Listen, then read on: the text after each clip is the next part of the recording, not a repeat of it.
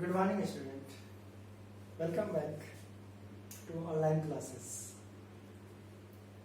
Today, we will learn about what is the relation between soils and agriculture, season and agriculture. आज हम लोग देखने की कोशिश करेंगे कि मिट्टी और कृषि में क्या संबंध है और सीजन और कृषि में क्या संबंध है. Let's start. Soil is an important factor for the growth of plants. मिट्टी जो है सबसे महत्वपूर्ण तत्व है पौधों को बढ़ने के लिए.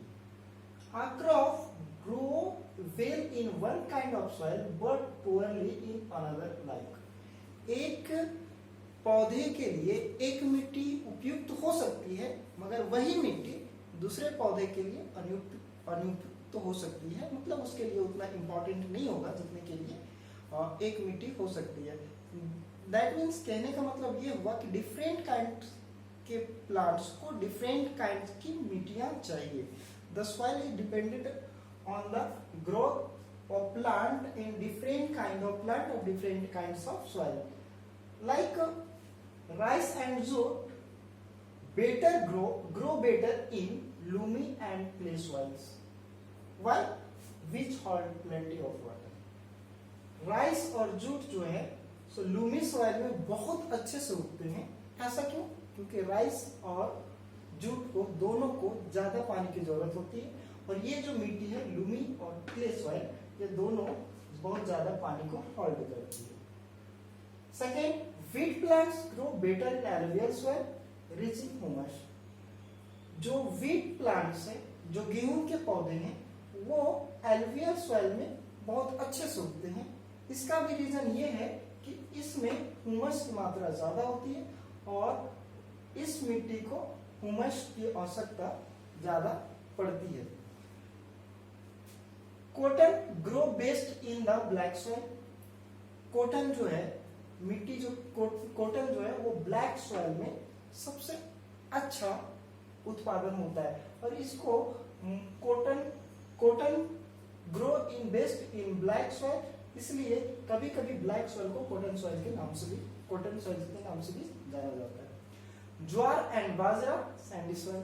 ये जो ज्वार है और बाजरा जो है वो सैंडी सॉइल वाली मिट्टी में सबसे ज्यादा उत्पादित होते हैं और ये आपका सैंडी सॉइल राजस्थान के मरुस्थलीय भागों में पाया जाता है. Tea plants hilly regions. Tea plants जितने भी हैं, टी का पौधा जितने भी होता है, आप देखे होंगे कि ये हिली रीजन में ज्यादा होता है. जहाँ पे मॉइस्ट ज्यादा हो, जहाँ पे मॉइस्ट पार्ट ज्यादा होता है वहां पे वो टी का प्लांट्स अच्छे से उगता है. जैसे आसाम हो गया, मेघालय हो गया, मणिपुर हो गया, इसी. Mine's plant alluvial soil. Mine's को भी एलुवियल सॉइल में ही ग्रो उसका अच्छा होता है और इसीलिए मक्के का उत्पादन वैसे राज्यों में ज्यादा होता है जहाँ पे एलुवियल सॉइल की मात्रा ज्यादा होती है. Cotton trees coastal areas. Cotton trees का उत्पादन कोस्टल एरियाज दैट मीन्स समुद्री किनारे, जहाँ पे समुद्र हो उसके किनारे सबसे अधिक कॉटन सॉइल कोकोनट ट्रीज देखने को हम लोग को मिलता है. जैसे कि गोवा हो गया, वेस्ट बंगाल हो गया, उड़ीसा हो गया, उन जगहों पे आपको ये कॉटन का ट्रीज देखने को मिलेगा. अब व्हाट इज ये तो हम लोग देख लिए कि सॉइल और एग्रीकल्चर में क्या रिलेशन है. What is the relation between soil and agriculture. अब देखेंगे कि what is the relation between season and crops. तो a particular crops may grow well in one season but not another. एक ठीक उसी प्रकार जिस प्रकार से एक मिट्टी एक पौधे के लिए उपयुक्त हो सकता था मगर दूसरे के लिए नहीं, उसी प्रकार एक सीजन कुछ पौधों के लिए उपयुक्त हो सकता है मगर दूसरे के लिए नहीं. On the basis of agriculture we are divided two types of season. एक खरीफ क्रॉप सीजन और rabi crop season. Kharif crop season crops that are grown from June to October are called kharif crops. That means जो भी पौधे जून से लेकर के अक्टूबर के बीच में उगते हैं उन्हें हम लोग खरीफ क्रॉप के नाम से जानते हैं. जैसे राइस, माइस, कॉटन और ये फुली डिपेंडेंट होते हैं मानसून पे. This crops are fully dependent on monsoon rain, मतलब वर्षा पे ये पूरा तरह से निर्भर होते हैं क्योंकि इन्हें पानी की जरूरत ज्यादा पड़ता है। Rabi crops that are grown from November to April, वैसे क्रॉप्स जो नवंबर से अप्रैल के बीच में उत्पादित होते हैं इसे हम लोग रबी क्रॉप्स के नाम से जानते हैं।